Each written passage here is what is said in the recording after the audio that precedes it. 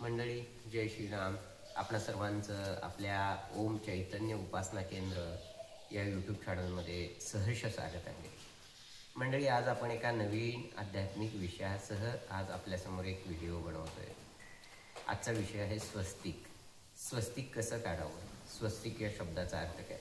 स्व अस्तिक, स्वतःचं अस्तित्व दाखवणारं चिन्ह. स्वस्तिक, आपल्या बाबतीत शुभ घडणारं चिन्ह. असं हे स्वस्तिक सुद्धा मंडळी अतिशय योग्य पद्धतीनं काढणं गरजेचं आहे. ते स्वस्तिक सुद्धा कसं अर्थपूर्ण आहे हे आज आपण अनुभवणार आहोत. बघा मंडळी, सुरुवातीला आपण गंध तयार करून घेतला. भिंतीवरती आता आपण स्वस्तिक प्रत्यक्ष काढतोय. इथं बघितलं तर पहिल्यांदा आपण बघा हा मधला ठिपका दिला. याचं नाव आहे मंडळी ब्रह्म. ब्रह्मातून चारही पुरुषार्थांची निर्मिती होते. पहिल्यांदा आपण वरची रेषा काढली, हिचं नाव आहे धर्म. नंतर आपण इकडची रेषा काढली, हिचं नाव आहे अर्थ. नंतर आपण खालची रेषा काढली, हिचं नाव आहे काम. आणि नंतर आपण उत्तरेची रेषा काढली, हिचं नाव आहे मोक्ष. मंडळी, सुरुवातीला या ब्रह्मातून चारही पुरुषार्थांची निर्मिती करायची.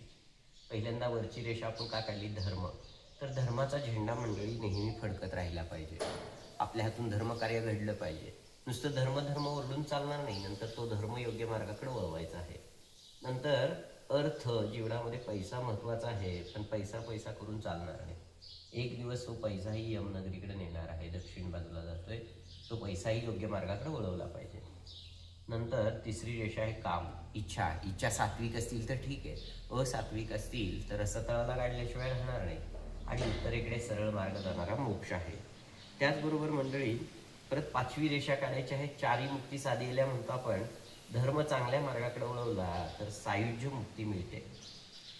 अर्थ, पैसा चांगल्या मार्गाकडे वळवला तर चालुक्य याच लोकात मुक्ती मिळते. काम, इच्छा चांगल्या मार्गाकडे वळवली तर सारुप्य, देवाशी एकरूपतेची मुक्ती मिळते. आणि मोक्ष चांगल्या मार्गाकडे वळवला तर सामिप्य, देवाशी जवळीकतेची मुक्ती मिळते. हे 4 आणि 4 8 झाले. म्हणजे एवढ्यावरती स्वस्तिक पूर्ण होत नाही, ते 8 झाले. परंतु मात्र अष्टांग योग साधना जी अध्यात्मामध्ये सांगून ठेवलेली आहे, यम, धर्म, नियम, आहार, प्रत्याहार, धारणा, ध्यान, संप्रज्ञात समाधीनी, असंप्रज्ञात समाधी, अशी पूर्ण होते. मात्र 9वी रेषा मंडळी, परत आपण काय करायचं आहे? आपणच आपलं मन मोडलं. 10वी रेषा वाईट बुद्धी काढली. 11वी रेषा आपण क्रोध काढला. 12वी रेषा आपण अहंकार काढला. हे 12 झाले. नंतर आपणच यामध्ये प्रेम ठेवलं, श्रद्धा ठेवली, विश्वास ठेवला आणि समर्पण ठेवलं. हे 16 झाले. अशा प्रकारे मंडळी स्वस्तिक जर व्यवस्थित काढलं गेलं तर षोडशोपचारे पूजा त्यातून पूर्ण होते. आपण बघितलं, हे 2 दंड म्हणजे रिद्धिसिद्धी झाले आणि हे 2 दंड म्हणजे शुभलाभ झाले. असं हे स्वस्तिक मंडळी आपण आज भिंतीवरती पाहिलं. आपल्याकडं उपासना केंद्रामध्ये एक वाक्य आहे, मंदिर तो एक लिमिट है, पर हमें हर आदमी को चलता फिरता मंदिर बनाना है, वो सब जगह जाएगा, आनंदी आनंद होगा. मंडळी, असे हे स्वस्तिक आपण भिंतीवरती बघितलं. आता आपलं हृदय म्हणजे ब्रह्म आहे. पहिल्यांदा वरची रेषा धर्म, इकडची रेषा अर्थ, इकडे काम, इकडे मोक्ष.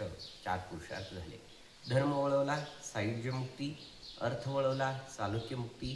काम वळवला, सारुप्य मुक्ती. मोक्ष वळवला, सामिप्य मुक्ती. नंतर आपणच आपलं मन मोडलं, वाईट बुद्धी काढली, क्रोध काढला, अहंकार काढला, प्रेम ठेवलं, श्रद्धा ठेवली, विश्वास ठेवला, समर्पण ठेवलं. आणि हे 2 दंड म्हणजे हा हात रिद्धिसिद्धी आणि हे 2 दंड म्हणजे हात शुभलाभ. मंडळी, चालतं फिरतं स्वस्तिक आपल्यामध्येच आहे. आपण पाहिलं, आज स्वस्तिक भिंतीवरती तर आहेच आहे, परंतु आपल्या स्वतःच्या शरीरामध्ये पण स्वस्तिक विद्यमान आहे. असं हे स्वस्तिक आपल्याला अष्टांगयोग साधना पूर्ण करून देणारं अर्थपूर्ण स्वस्तिक ठरतं. 4ही पुरुषार्थ, 4ही मुक्ती मिळवून देणारं स्वस्तिक ठरतं. मन मोडलं, वाईट बुद्धी काढली, क्रोध काढला, अहंकार काढला, असे हे स्वस्तिक आपल्या सर्वांसमोर सादर केलेलं आहे. जय श्रीराम.